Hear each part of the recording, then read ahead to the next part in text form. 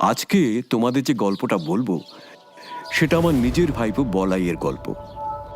এই যে বাড়িটা দেখছো, এটাতে আমি, বলাইয়ের কাকিমা আর মাতৃহারা বলাই থাকে।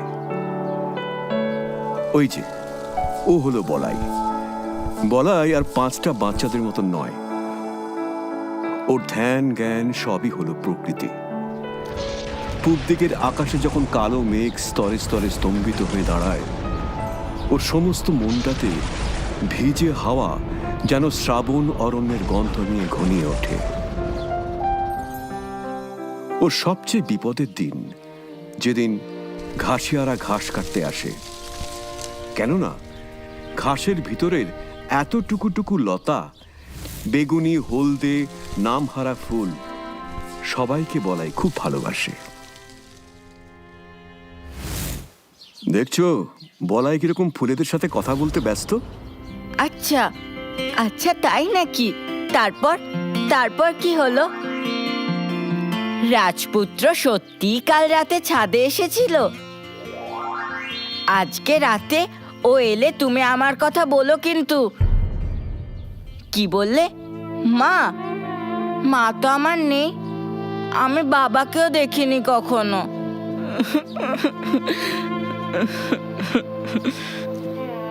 দেখেছো কি কাণ্ড? এই ছেলেকে আমি সারা বাড়িতে খুঁজে বেড়াচ্ছি, আর ও এই দুপুর রোদে তুই কেন ছাদে বসে আছিস বলাই? কাকিমা, কাকিমা তুমিও এসে বসো। না না বাবা, এই পড়ন্ত রোদে থাকিস না, শরীর খারাপ হবে। আরে তোর। না না, শরীর খারাপ কেন হতে যাবে? আমি তো এই ফুল বন্ধুর সাথে কথা বলছিলাম। জানো, কাল রাতে ছাদে পক্ষীরাজে চড়ে রাজকুমার এসেছিল। ও আমাকে সেই গল্পই বলছিল। কি কি বলছিস তুই? হ্যাঁ রে বলাই, তোর শরীর ঠিক আছে তো? এ বাবা, তুমি ভয় পেয়ে গেলে। আরে না না, আমার সত্যি শরীর খারাপ হয়নি। আমি তো ফুলের সাথে কথা বলছিলাম। এসো না, আমাদের সাথে গল্প করবে। না বাবা না, আমি ফুলের সাথে কথা বলতে চাই না, আর তোকেও বলতে হবে না। তুই চল আমার সাথে, নিচে চল তো। না না, আমি নিচে যাব না, আমি নিচে যাব না। এখনো ফুলের সাথে আমার খেলা করা বাকি আছে। শোনো, তোমাকে একটা কথা কদিন ধরেই বলবো বলবো করছি। কি কথা? দেখো, তুমি না বলাইটার পড়াশোনার উপর আর একটু জোর দাও। বলাই আর 5টা ছেলেমেয়ের মতো ব্যবহার করে না। সবাই মাঠে খেলা করে, হই হুল্লোড় করে, কিন্তু এদিকে বলাই, ও তো কারোর সাথেই কথা বলে না। চুপচাপ নিজের মতো ফুল, গাছপালা, ঘাস এসব নিয়েই থাকে। দূর, যত সব ঝামেলা এসে পড়েছে আমার ঘাড়ে। বৌদি তো দুধের শিশুকে কোলে রেখেই মারা গেল, আর তারপরেই পিটোপিটি দাদা চলে গেল বিদেশে পড়াশোনা করতে। বলাইয়ের সব দায়িত্ব হয়ে গেল আমার, যত সব। না গো না, তুমি এইভাবে বলো না। আমার নিজের তো কোনো ছেলেপিলে নেই, বলাই তো আমার ছেলে। ওকে ওকে আমি আমার নিজের সন্তানের মতোই ভালোবাসি, আর ও কাকিমা তো প্রাণ। তাহলে আমাকে এখন কি করতে হবে বলো? শোনো না গো, বলছি হারাধন ডাক্তারকে একবার খবর দিলে হয় না? এই সামান্য বিষয়ে ডাক্তার এসে কি করবে? শোনো, তুমি কিছু জিনিস সময়ের উপর ছেড়ে দাও, সব সময় ঠিক করে দেবে। এখন আমায় খেতে দাও দেখি, বাজারে অনেক কাজ পড়ে আছে। সময় তার নিজের গতিতে এগিয়ে যেতে থাকলো, বলাই বড় হতে থাকলো, কিন্তু বলাইয়ের স্বভাবে কোনো পরিবর্তন এলো না। ওই দেখো, ক্লাসের মধ্যে লেখালেখি ছেড়ে বলাই কিরকম পাখিদের সাথে গল্প করতে ব্যস্ত। বলাই, এই বলাই, তুই লিখছিস না কেন? হ্যাঁ, হয়েছেটা কি? বলি কি হয়েছে? শরীর টরীর খারাপ লাগছে নাকি? হ্যাঁ, গাছ, আমি গাছ দেখছিলাম মাস্টার মশাই। দেখুন পাখি দুটো কি মিষ্টি। ও বাবা, পাখি আবার মিষ্টি? হাহ। এই বলাই, বলতো ইতিহাসে লবণাইন কবে উঠে গিয়েছিল? জানি না মাস্টার মশাই, আমিও সব কিচ্ছু জানি না। কি জানি কেন মাথায় রাখতে পারি না। আচ্ছা মাস্টার মশাই, লবণ আইন যদি এখনো থাকতো তাহলে কি হতো? আমরা কি নুন ছাড়া নুন ভাত খেতাম? তাই নাকি রে হতচ্ছাড়া বলাই? হ্যাঁ, হাতে নুন থাকতো কিনা এটা হলো তোর চিন্তা? আয় আয়, এদিকে আয়। এবার কান ধরে ওঠ বস, পুরো 100 বার। 1 2 3 4। এই কি রে, তোরা কি করছিস? এই বলাই, দেখ না, গুলতি দিয়ে টিপ করে কতগুলো পাকা টুসটুসে আম পেড়েছি। না না, তোরা এরকম করিস না। তোরা যে গাছের থেকে ফল ছিঁড়ছিস, গাছের তো ব্যথা লাগছে। গাছের ব্যথা লাগছে কি করে? গাছের কি প্রাণ আছে নাকি? আছে তো, আছেই তো, গাছের তো প্রাণ আছে। গাছের পাকা ফল যখন এইভাবে ছিঁড়ে নিচ্ছিস, গাছের কত ব্যথা লাগছে তোরা একবার ভাব। ও, গাছের প্রাণ আছে বুঝি? তাহলে এই দেখ। তুই এটা কি করলি? দেখ দেখ, যেই আমটা ডাল থেকে ছিঁড়ে মাটিতে পড়লো, ওই আমটা কিরকম কাঁদছে। তুই ওর চোখের জলটা কি দেখতে পাচ্ছিস না? অমনি আবার চোখের জল, যত রাজ্যের ন্যাকামো। হাহ। এই আমটা আমি পেড়েছি, এই আমটা আমার। কোনো রকম চালাকি করে আম নেওয়ার চেষ্টা করিস না কিন্তু। আমি চালাকি করিনি, আমি চালাকি করিও না। তোরা বিশ্বাস কর, আমটার খুব ব্যথা লেগেছে, গাছটাও খুব কষ্ট পেয়েছে। আজ তোর যদি কেউ হাত পা এরকম আলাদা আলাদা করে ছিঁড়ে নিত, তুই ব্যথা পেতিস না? হ্যাঁ,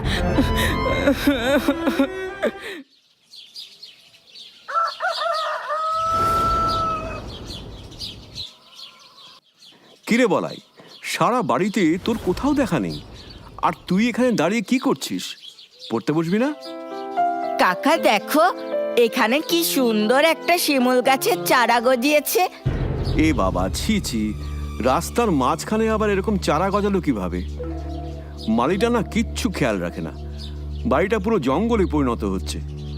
কালকেই ওকে বলে চারা গাছটা উপড়ে ফেলতে হবে। না না না না, তোমার পায়ে পড়ি কাকা, তুমি দয়া করে এই শিমুল গাছটা কেটো না। কি যাতা বলছিস বলাই? এখন গাছটা চারা আছে, এরপর তো বড় হবে, তখন সারা বাড়ি তুলো তুলো করবে। তুই এরপরও গাছটা কাটতে না করবি? হ্যাঁ, আমি বারণই করব। তুমি ওই বাচ্চা গাছটাকে কেটো না, ও তো আমার মতোই ছোট। তুমি আমায় কথা দাও, তুমি এই গাছটা কাটবে না। ও কাকিমা, দেখো না। কাকিমা, ও কাকিমা, চোখ খোলো, দেখো ওদিকে অনর্থ হয়ে গেল। কেন রে, আবার কি হলো? আমাদের বাড়ির বাগানে একটা ছোট্ট বাচ্চা শিমুল গাছ গজিয়েছে। ও তো আমার মতোই ছোট বলো, একদম বাচ্চা, পুঁচকে। কিন্তু কাকা ওকে কেটে দিতে চাইছে। তুমি একটু বুঝিয়ে বলো না, কাকা যেন ওকে না কাটে। আচ্ছা, এই ব্যাপার। ঠিক আছে, দাঁড়া, আমি দেখছি, আমি কথা বলবো এই বিষয়। কাল মালি এলে এই আগাছাটা আগে পরিষ্কার করাতে হবে। সব বিষয়ে বলার কথা শুনে তো চলবে না। বলছি শোনো না, ওগো, বলাইয়ের ওই শিমুল গাছটাকে কিন্তু ভুলেও কাটিও না, ওটা বলাইয়ের খুব প্রিয়। কি যাতা বলছো তুমি? বাড়ির সামনে এই আগাছাটাকে কাটবো না? বাপ মা হারা ওই ছেলেটার একটা গাছ মনে ধরেছে, আমরা কি ওকে এতটুকু আনন্দ দিতে পারি না? তুমি বলো, দিতে পারি না? আচ্ছা ঠিক আছে, বেশ, তুমি এত করে যখন বলছো তখন ওটা কাটবো না। এইভাবে সময় কাটতে থাকে, আর বলাইয়ের প্রিয় শিমুল গাছটা নিজের মতো করে বেশ বড় হতে থাকে। হঠাৎ একদিন, এই যে বাড়িতে কে আছেন? চিঠি চিঠি চিঠি আছে। চিঠি কই দেখি দেখি। এই যে। প্রিয় ভাই, তোরা কেমন আছিস? আমি ভালো আছি। আমার ইঞ্জিনিয়ারিং পড়া শেষ করে এখন আমি ভালো চাকরি করছি। বহু বছর হয়ে গেল তোদের দেখি না। মা আর ছেলেটাও তার বাবাকে চোখের দেখা দেখেনি। তাই আমি বাড়ি ফিরছি। বলাইকে বলিস তার বাবা আসছে। কি, দাদা আসছে? ওরে বলাই, তাড়াতাড়ি শোন, তোর বাবা আসছে রে, তোর বাবা। গিন্নি, গিন্নি তাড়াতাড়ি শোনো, দাদা দেশে ফিরছে, আমাদের বাড়ি আসবে।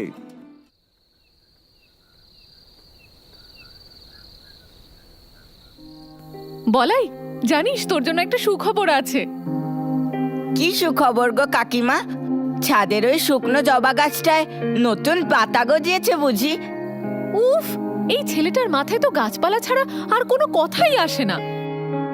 আরে না রে না, আমি ওই শুকনো গাছের কথা বলছি না, তোর বাবা আসছে বলাই। বাবা? কে? আরে তোর নিজের বাবা।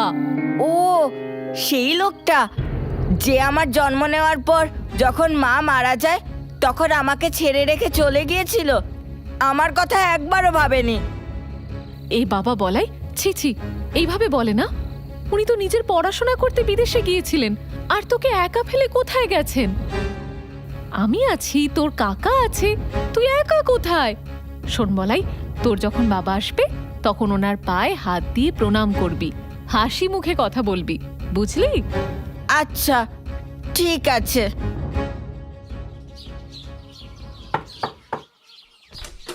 আরে দাদা, তুই আয় আয় আয়, ভেতরে আয়।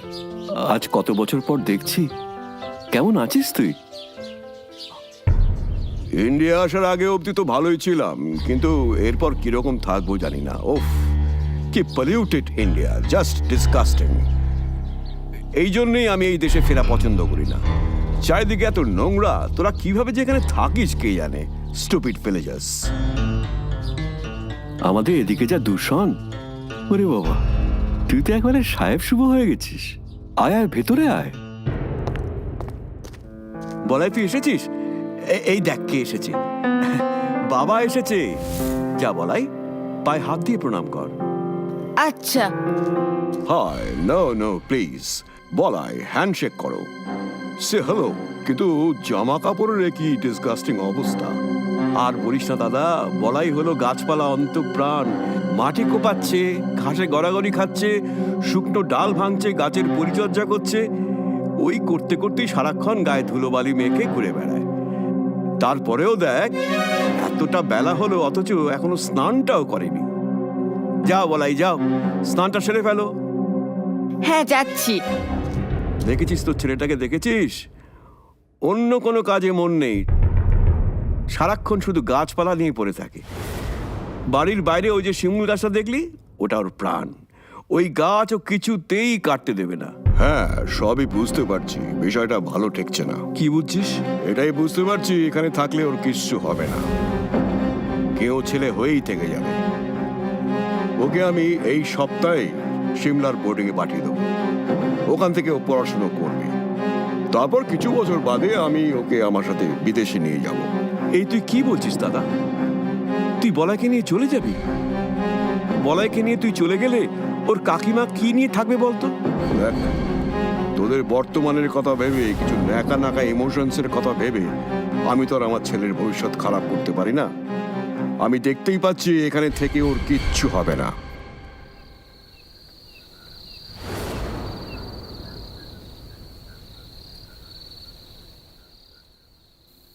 এ কি বলছো তুমি? দাদা বলাইকে নিয়ে যাবে? কিন্তু কেন নিয়ে যাবে গো?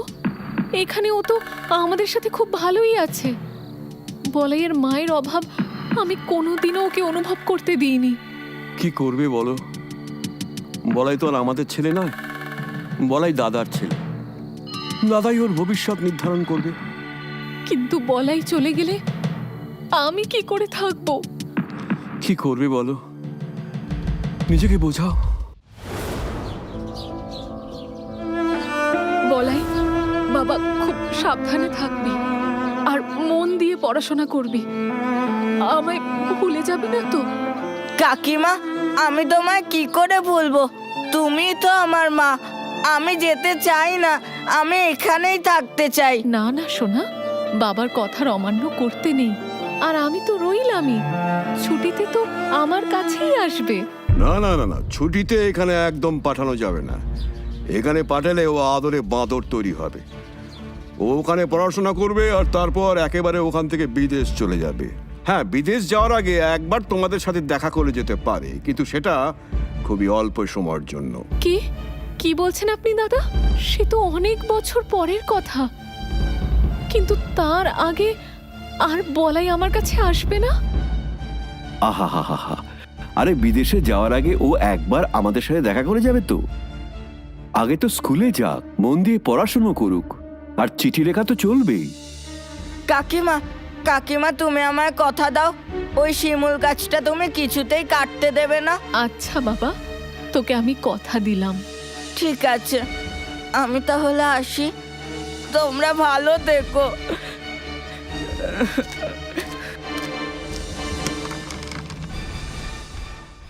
বলাই এবং বলাইয়ের প্রিয় শিমুল গাছ দুজনেই একসাথে বড় হয়ে ওঠে। রোজ এই গাছটার সামনে দাঁড়িয়ে কি অত ভাবো বলো তো? দেখো, গাছটা কত বড় হয়ে গেছে। আমার বলাইও নিশ্চয়ই এতটা বড় হয়ে গেছে বলো। বলাই কতটা বড় হয়েছে আমি জানি না, কিন্তু কিন্তু ওই গাছটা বড় হওয়ার জন্য আমাদের যাতায়াতে যথেষ্ট অসুবিধা হচ্ছে, সেটা আমি হাড়ে হাড়ে টের পাচ্ছি। এবার এই গাছটা আমাকে মালিকে বলে কাটিয়ে ফেলতে হবে। না না ওগো, তোমার দুটি পায়ে পড়ি, তুমি বলাইয়ের এই গাছটা কেটো না। আমি ওকে কথা দিয়েছি, আমি ওর গাছের যত্ন করব। ধুর, যত সব ছেলে মানুষই। বলাইয়ের কাকিমার অলক্ষ্যে ওই গাছটা আমায় কাটিয়ে ফেলতে হবে।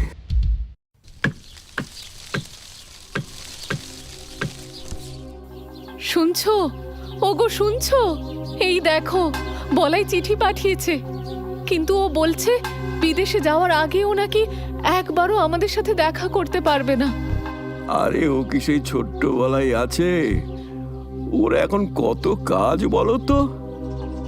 শোনো না, একটা ফটোগ্রাফার ডাকতে হবে। বলাই ওর শিমুল গাছের একটা ছবি দেখতে চেয়েছে। কিন্তু কিন্তু সেই গাছ তো কাটা হয়ে গেছে।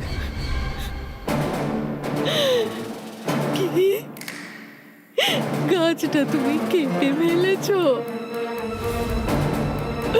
আমি যে তোমায় এতবার করে বললাম, তার সত্ত্বেও তুমি গাছটা কেটে ফেললে।